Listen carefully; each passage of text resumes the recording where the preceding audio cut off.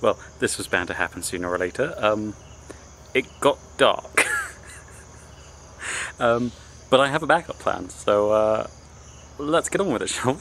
So this little guy doesn't look much like a tree currently, but provided I have used my eyeballs right, this should be a Thaumatophyllum, which is it has so many synonyms. I'll put the proper name up currently, but it's the tree philodendron, and it's one of those plants that, you know, I know there's no good reason for me to want it, except I just look at it and I love it.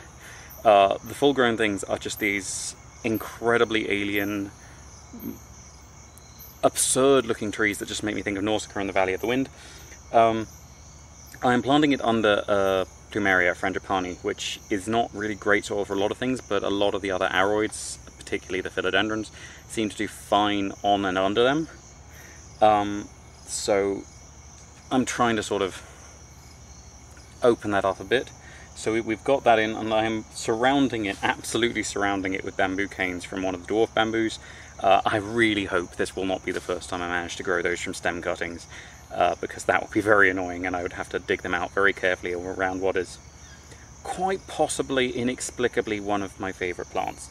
I am giving it a little bit of ground cover nearby that should spread out and go around its base, and shouldn't be too bothered once it starts showering them down with dozens of aerial roots as it gets bigger and buttresses itself.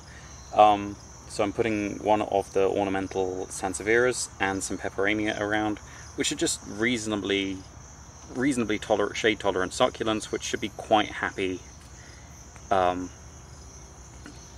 in and around this area with the right amount of watering to keep our little tree philodendron happy.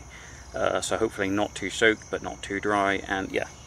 So yes, that should be it for tonight, not today. And I will see if I can get to bed before midnight after editing this. So I only want them up today because the other one's holding the light, because otherwise yeah. Good night.